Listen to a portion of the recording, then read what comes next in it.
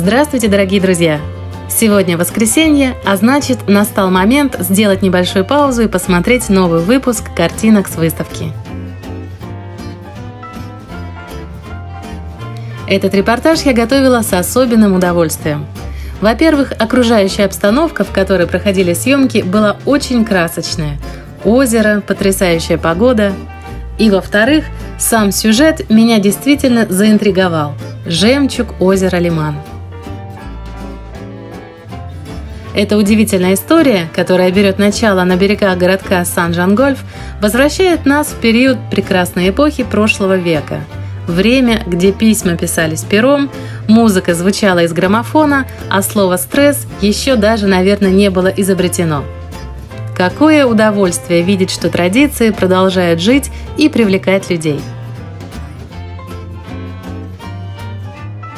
Итак, наш сегодняшний репортаж будет посвящен жемчугу прибрежного Сан-Жан-Гольфа, куда мы и отправляемся на пароходе.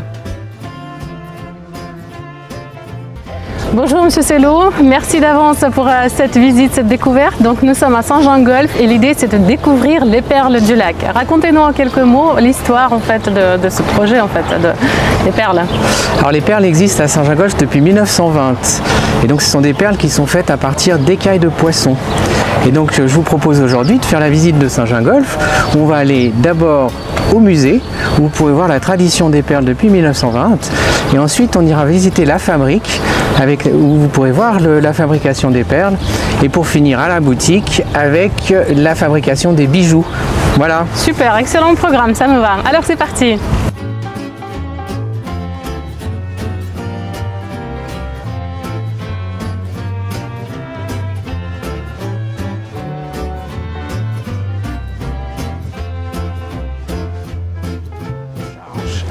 Alors je vous prie de me suivre. Avec grand plaisir.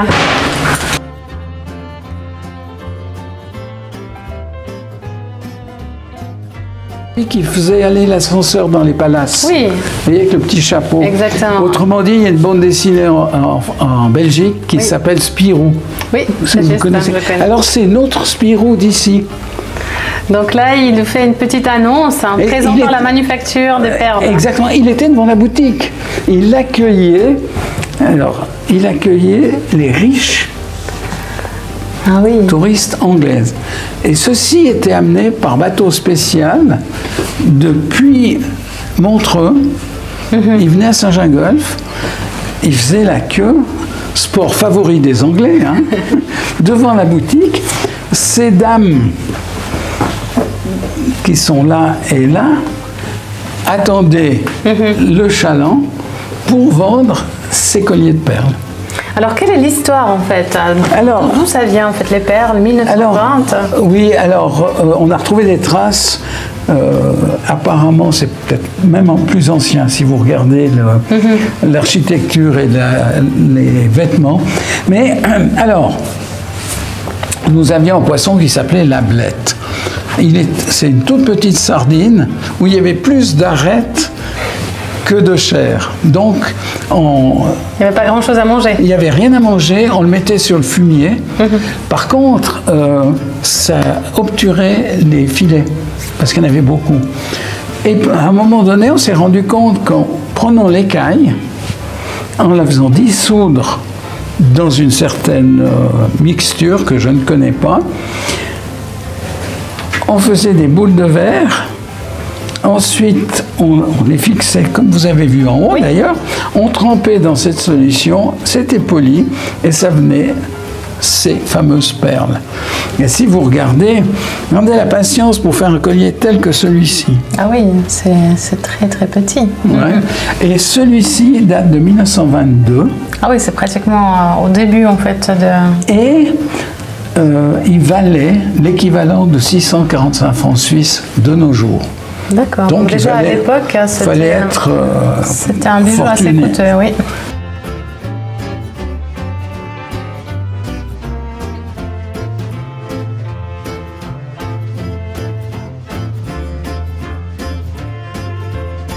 Vous voyez la couleur? Oui, c'est bien nacré.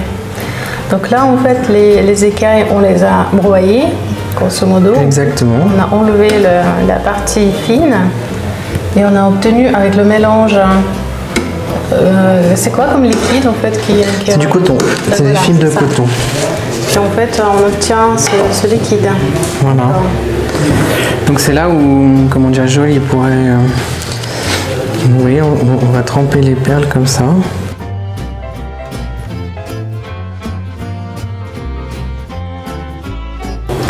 Il faut combien de couches en fait pour justement obtenir déjà un joli brillant? Alors ça va dépendre de la perle, c'est entre 10 et 40 couches. Ah oui. Voilà. Et donc entre chaque couche il y a à peu près 2 heures de séchage. 2 heures de séchage, voilà. Et donc ça va dépendre, donc vous voyez la naque de poisson elle est blanche. Donc quand on fait des perles de couleur, comme par exemple ici, donc on va rajouter des cristaux qui vont être recouverts d'oxyde, et donc la couleur est donnée par l'oxyde de fer et de titane. Vous voyez. Ah oui. Et là on va rajouter l'écaille qui va donner cet aspect un petit peu soyeux et puis qui est typique de cette matière qui s'appelait aussi l'argent de poisson.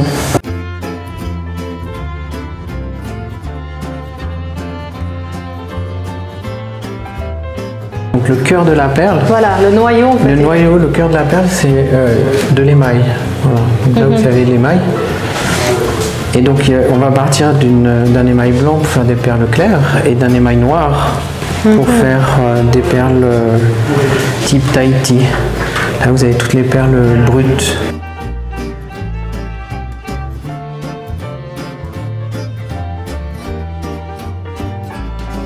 Donc là on est parti avec une base claire, donc là on est avec voilà. Comme ça.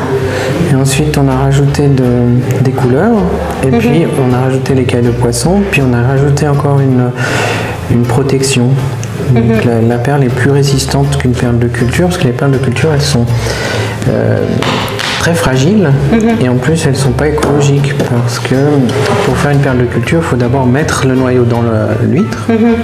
Et quand on perce la coquille, il y a 20% des huîtres qui meurent immédiatement, 20% qui meurent dans les 2 ans parce qu'elles n'ont pas réussi à se protéger de ce corps étranger, et puis 30% rejettent le noyau et 30% font une perle, mais il n'y a que 1% qui sont parfaitement sphériques, utilisables pour la bijouterie.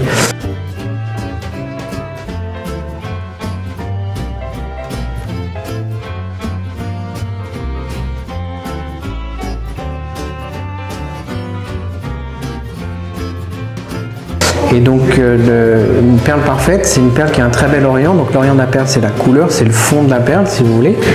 Donc l'orient, ça va être la couleur qui doit être homogène. Et puis elle doit être parfaitement sphérique. Et puis elle doit avoir un beau brillant, une belle lame qu'on appelle le lustre.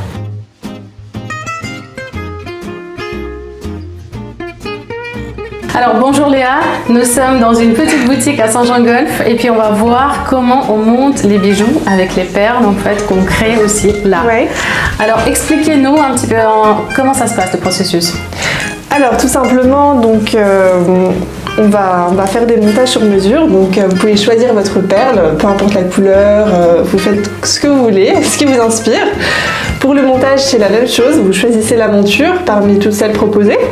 Et puis après, moi je vais m'occuper de travailler le bijou, donc de retirer ce qu'on appelle la tige qui est en acier. Donc je vais la retirer de la perle. Donc c'est plus ou moins le client, bleu. il va choisir n'importe quelle perle, ou même plusieurs perles en fait, et puis vous allez faire un bijou sur mesure Voilà, pour le client. tout à fait, ouais.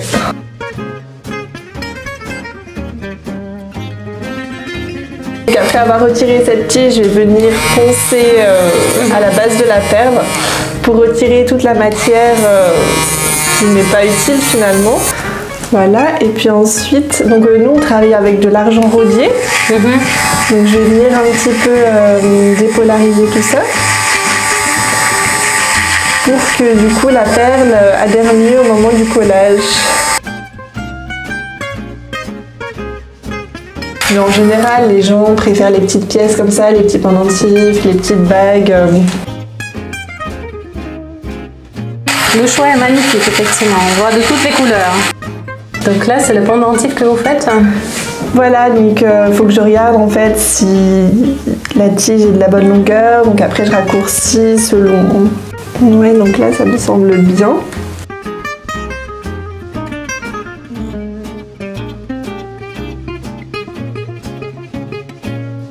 Et après du coup je viens coller la perle.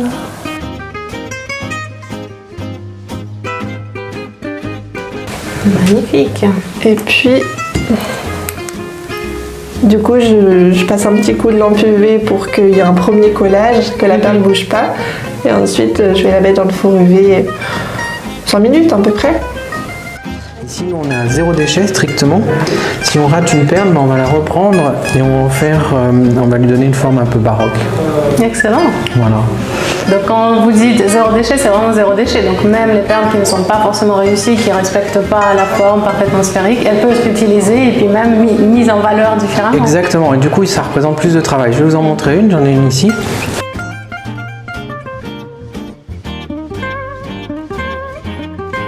On dit vraiment les formes baroques, on est vraiment donner une forme baroque. Et c'est ça qui est très intéressant, c'est que justement elle est une forme atypique. Voilà, elle a une forme atypique.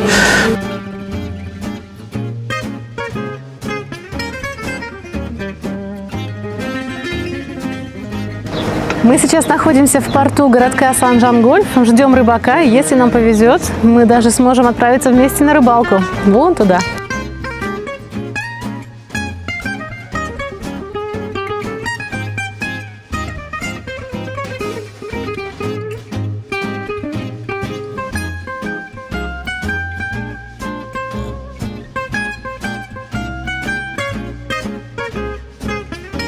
Bonjour Monsieur Dédé, alors vous êtes le fameux pêcheur qui livre le fameux pêcheur, oui, je pêche. de la matière. Alors est-ce que ce serait possible d'aller au large un petit peu? Oui, bien sûr. C'est vrai? Bon, alors on va monter.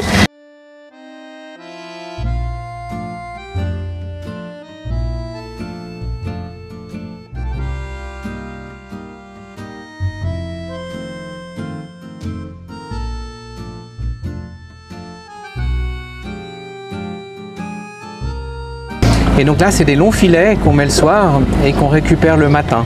Voilà. Et la ferra, c'est un poisson merveilleux parce que l'écaille est très très blanche. Et puis, c'est un poisson qui sent bon. Donc, c'est un poisson qui est agréable à travailler. Et puis de temps en temps, on vient ici et c'est Dédé qui nous propose des poissons. Alors là, ça va dépendre en fait de la pêche. Donc ça peut être des truites de lac ou bien également de la ferra. Voilà, on prend. Alors le principe, c'est de simplement d'écailler le poisson. Et on récupère la matière brillante sous l'écaille, qui est sous l'écaille. Donc on ne va pas utiliser l'écaille elle-même, on va utiliser la matière brillante qui est utilisée par le poisson pour se camoufler. Alors le poisson est blanc brillant en dessous et généralement il est noir dessus pour se confondre avec le fond du lac. Et le brillant, ça le permet de se confondre avec la surface du lac. Voilà. Et regardez le brillant. Reflet, il est magnifique. Vous voyez le reflet?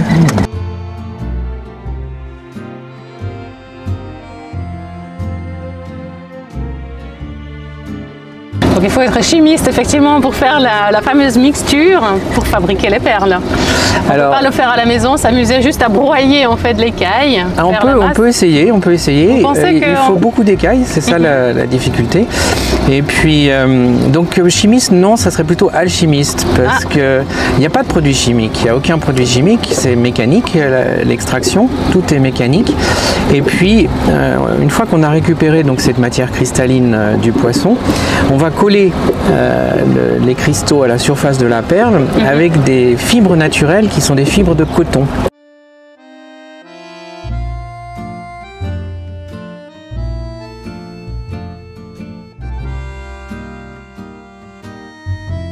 Vous avez 87 ans. Oui.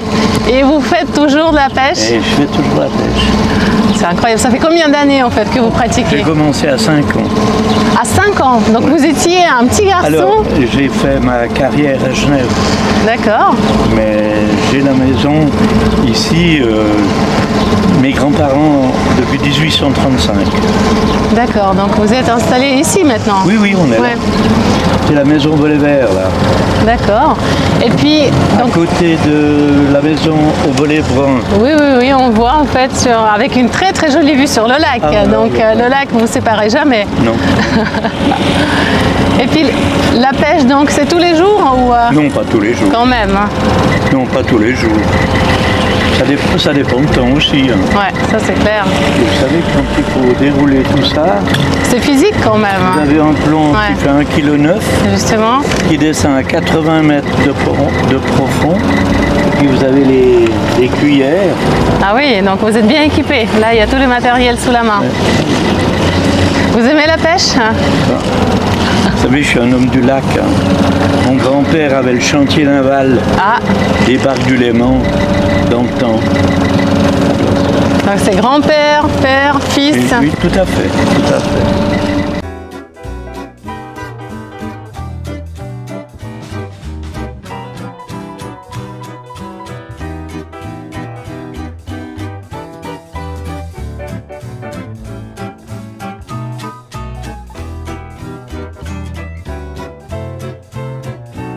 J'aurais dû mettre une belle robe de soirée, par contre, je suis plus en mode sportif, mais c'est absolument magnifique. C'est clair que là... Ouais, c'est très chouette. Qu'est-ce que vous en dites? Как вам нравится? Je devrais même essayer un petit serre-tête, voilà, pour couronner le tout. Vous permettez que j'essaie? Je crois que la prochaine fois où il y aura un film qui va... Alors attention, mesdames et messieurs. Voilà. Et là on fait... Ça va? Le blanc aussi, vous pouvez essayer. Oh mais c'est trop beau, c'est presque la tenue de mariée.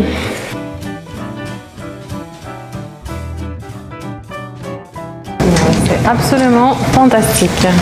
Je suis ravie de cette visite. Vraiment, je me sens très très à l'aise. Regardez, en fait, j'ai eu le droit à un joli petit essayage. Ah oui, ça vous va très bien. C'est très joli. Est-ce que je mets juste? Il faut mettre un peu de côté ou... Ah oui, ça va de côté. Voilà, comme ça. C'est très joli. Cacher un petit peu. C'est vrai que c'est sympa. Voilà, je me suis trompée d'époque en fait. J'aurais dû naître en 1900. Alors nous, on remonte le temps en fait. Alors là, on adore ça. Ouais. Alors voilà, un petit collier que j'aime beaucoup. Oui, on a un petit fermoir aimanté qui est sécurisé. Un magnifique collier. Ce qui est important, c'est d'être juste à la taille. Ça, c'est très important. Tenez, je vais essayer. Hop. Merci. Alors. Voilà.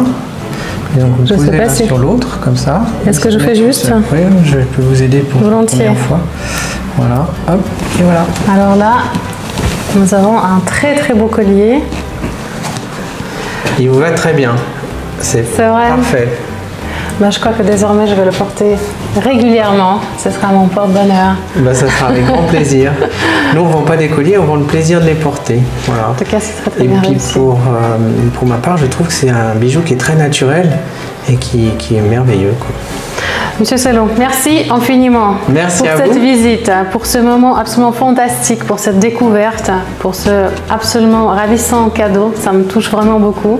Je vous souhaite énormément de succès. Je vous souhaite beaucoup de clients, que cette histoire elle continue à vivre, beaucoup de prospérité et puis plein de belles choses. Merci infiniment. Et puis, ce sera un plaisir de vous revoir à l'occasion pour la visite du musée notamment. Et puis dans ce merveilleux village de Saint-Gingolph avec l'arrivée de la Suisse, et donc on va repartir vers le bateau pour regagner l'autre côté. Voilà, merci infiniment. Merci encore, très belle journée à vous. Merci.